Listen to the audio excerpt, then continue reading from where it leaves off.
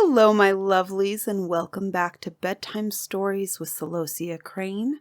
And this week's episode, How the Alphabet Was Made, from Rudyard Kipling's Just So stories.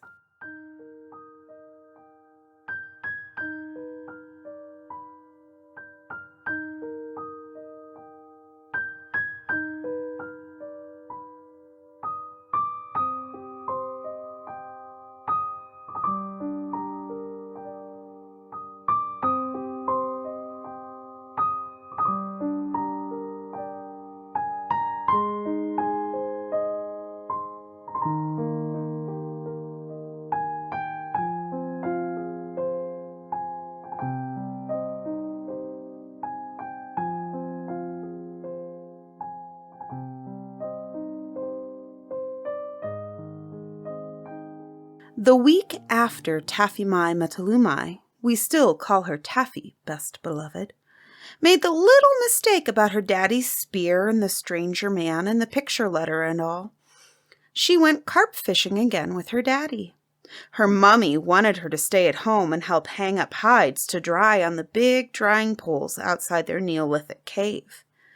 But Taffy slipped away down to her daddy quite early, and they fished. Presently she began to giggle, and her daddy said, "Don't be silly, child." "But wasn't it inciting?" said Taffy. "Don't you remember how the head chief puffed out his cheeks, and how funny the nice stranger man looked with the mud in his hair?" "Well, I do," said Tegumai. "I had to pay 2 deerskins, soft ones with fringes, to the stranger man for the things we did to him." "We didn't do anything," said Taffy. "It was Mummy and the other Neolithic ladies, and the mud."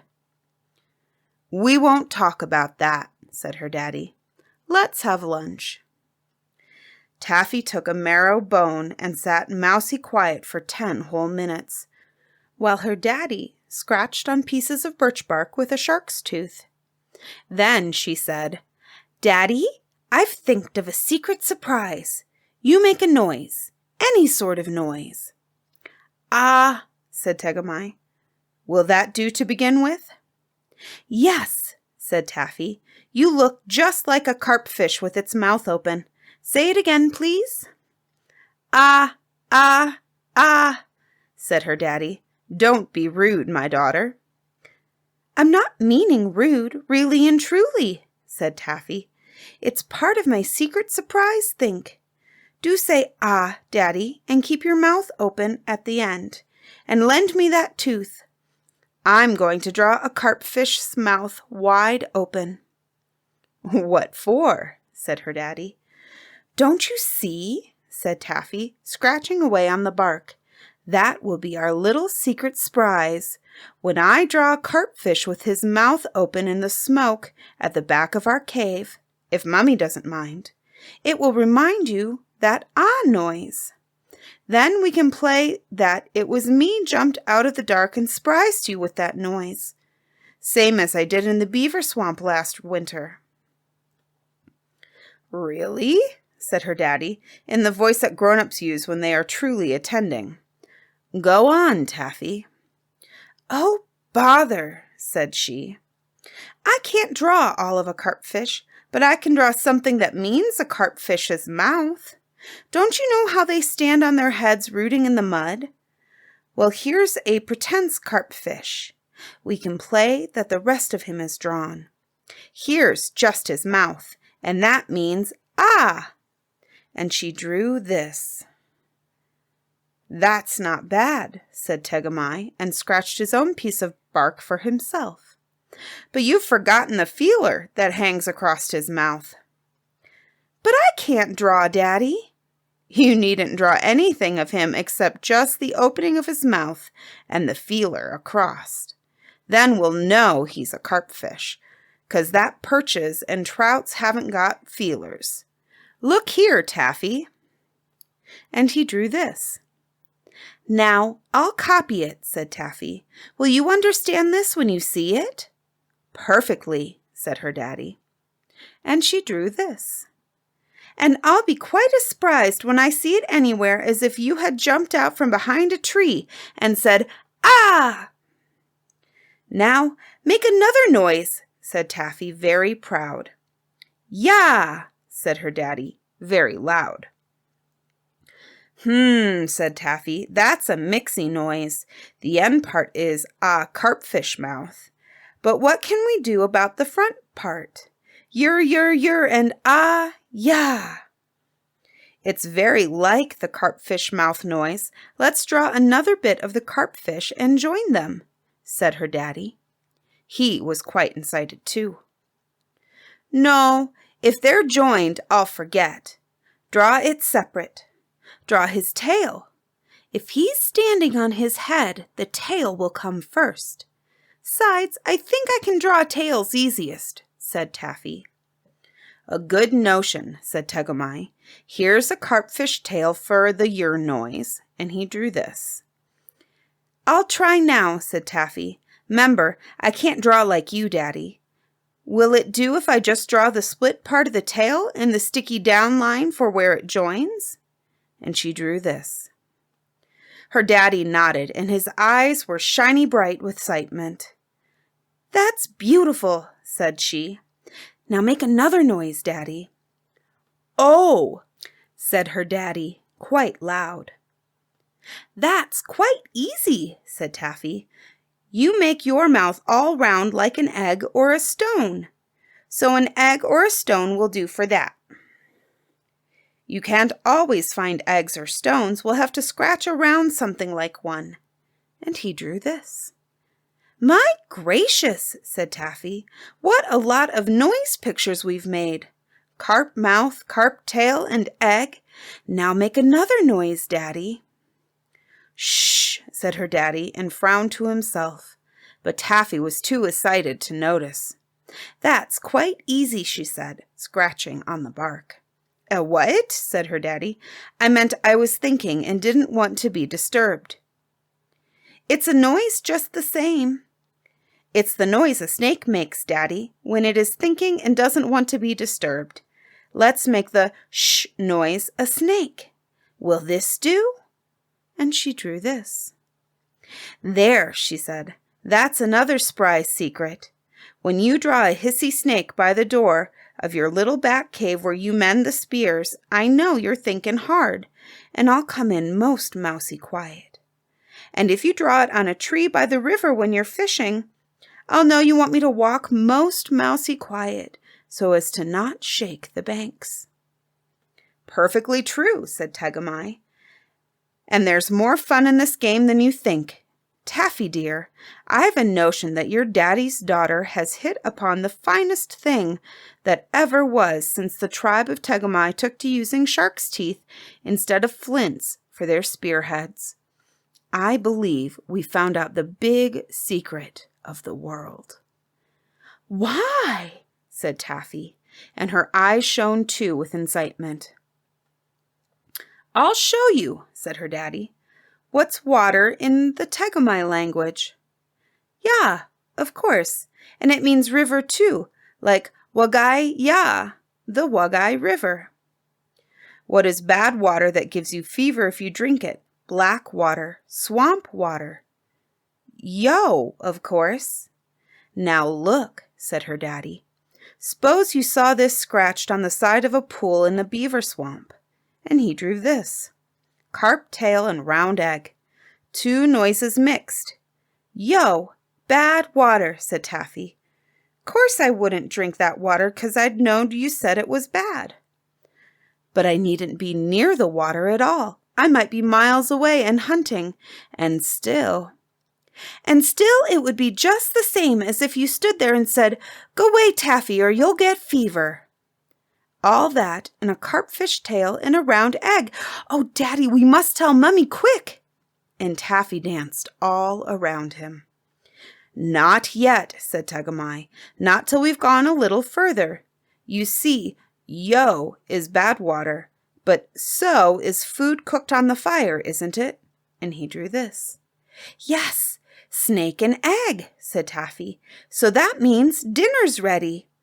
If you saw that scratched on a tree, you'd know it was time to come to the cave. So'd I." "My Winky," said Tegumai, "that's true too. But wait a minute. I see a difficulty. So means come and have dinner, but show means the drying poles where we hang our hides."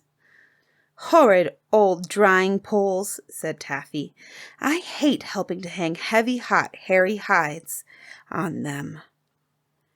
"If you drew the snake an egg and I thought it meant dinner and I came in from the wood and found that it meant I was to help Mummy hang the 2 hides on the drying poles, what would I do?"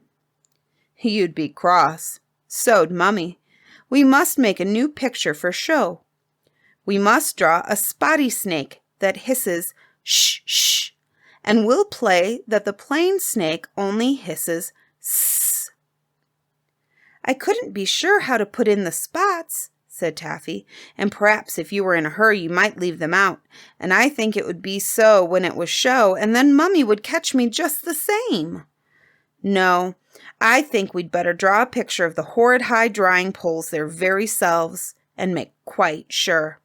I'll put them in just after the hissy snake. Look!"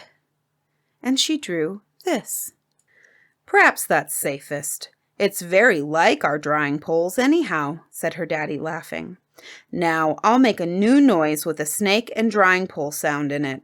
I'll say she. That's Tegumai for spear, Taffy." And he laughed. "Don't make fun of me," said Taffy, as she thought of her picture letter and the mud in the stranger man's hair. "You draw it, Daddy." "We won't have beavers or hills this time, eh?" said her daddy.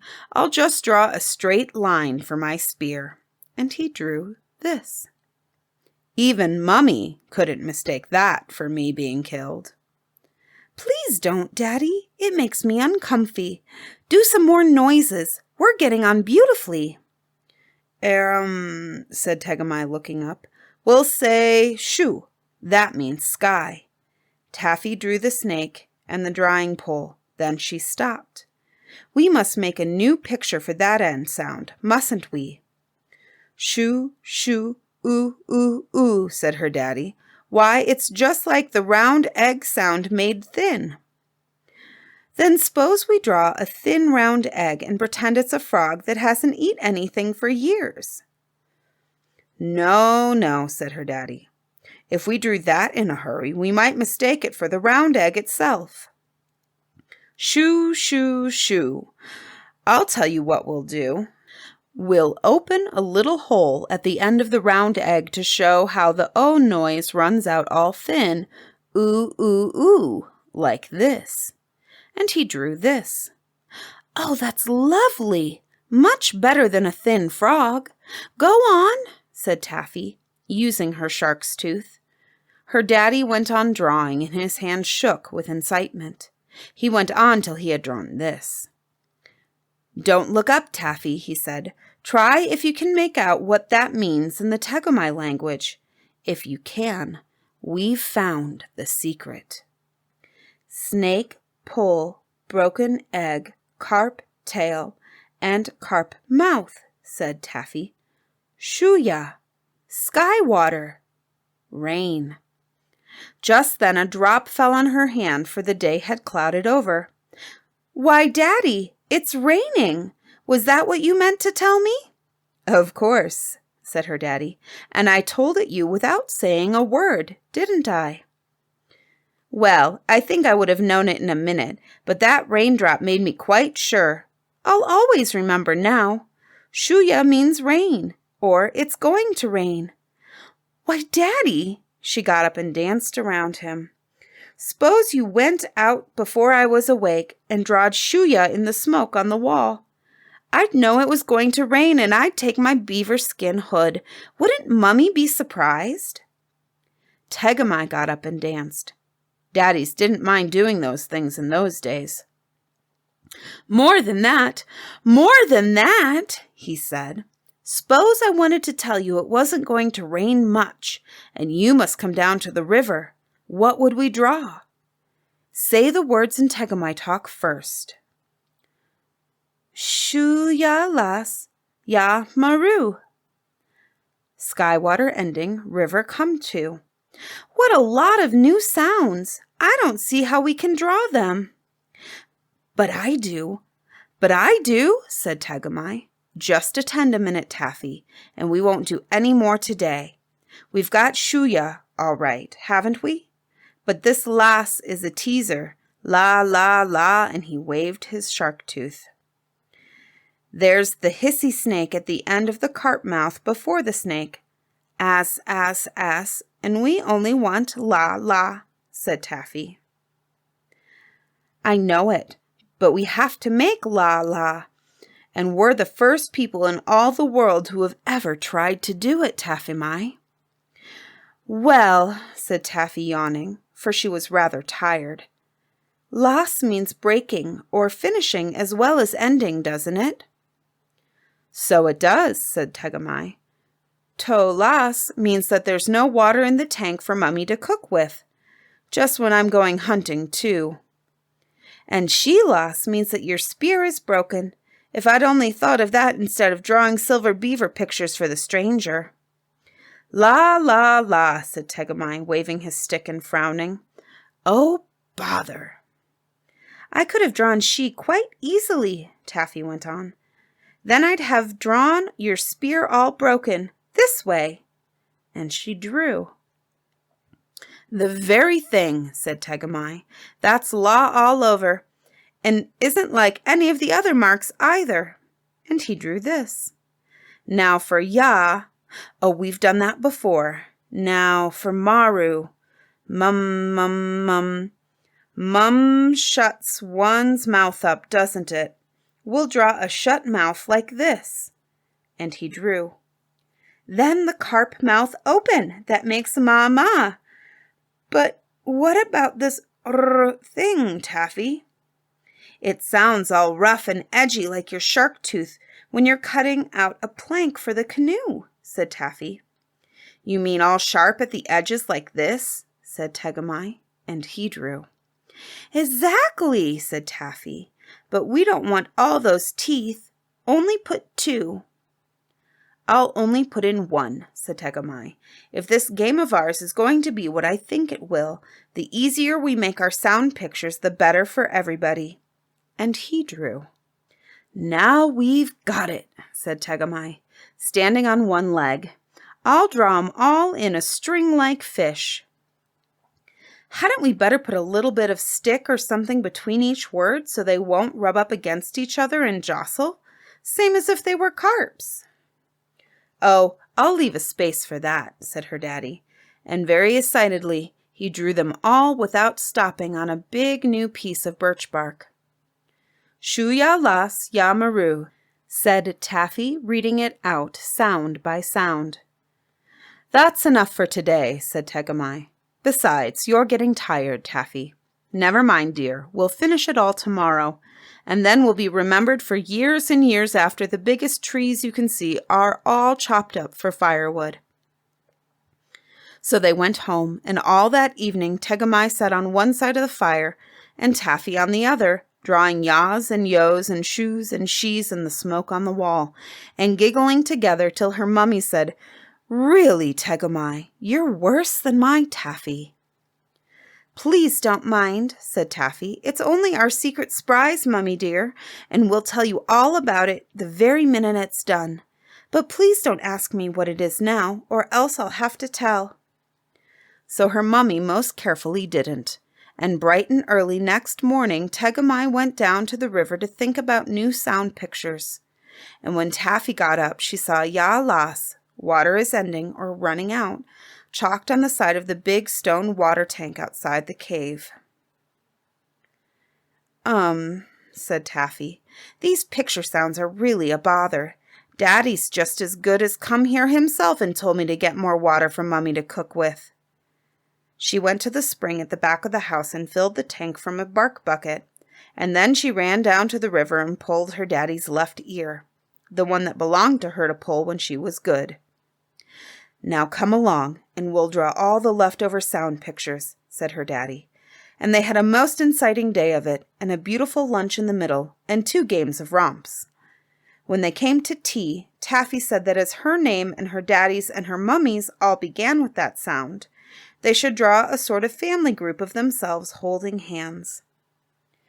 That was all very well to draw once or twice, but when it came to drawing it 6 or 7 times, Taffy and Tegami drew it scratchier and scratchier till at last the T sound was only a thin, long Tegami with his arms out to hold Taffy and Teshumai. You can see from these 3 pictures partly how it happened. Many of the other pictures were much too beautiful to begin with, especially before lunch. But as they were drawn over and over again on birch bark, they became plainer and easier, till at last even Tegami said he could find no fault with them. They turned the hissy snake the other way round for the Z sound, to show it was hissing backwards in a soft and gentle way. And they just made a twiddle for E because it came into the pictures so often. And they drew pictures of the sacred beaver of the Tegamis for the B sound. And because it was a nasty, nosy noise, they just drew noses for the N sound, till they were tired. And they drew a picture of the big lake pike's mouth for the greedy ga sound. And they drew the pike's mouth again with a spear behind it for the scratchy, hurty ka sound. And they drew pictures of a little bit of the winding Wagai River for the nice, windy, windy wa sound. And so on and so forth, and so following, till they had done and drawn all the sound pictures that they wanted. And there was the alphabet, all complete. And after thousands and thousands and thousands of years, and after hieroglyphs and demotics and nilotics and cryptics and kufics and runics and dorics and ionics and all sorts of other ricks and tricks, because the wounds and the naguses and the akuns and the repositories of tradition would never leave a good thing alone when they saw it, the fine old, easy, understandable alphabet, A, B, C, D, E, and the rest of them, got back into its proper shape again for all best beloveds to learn when they are old enough.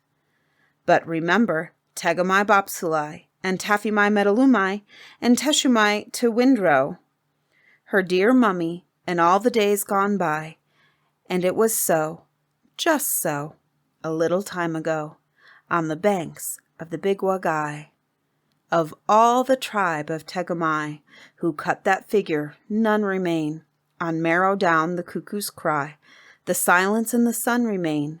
But as the faithful years return, and hearts unwounded sing again, comes Taffy dancing through the fern to lead the Surrey spring again. Her brows are bound with bracken frond, and golden elf locks fly above. Her eyes are bright as diamonds, and bluer than the skies above. In moccasins and deerskin cloak, unfearing, free, and fair she flits, and lights her little damp wood smoke to show her daddy where she flits. For far, oh very far behind, so far she cannot call to him, comes Tegami alone to find the daughter that was all to him.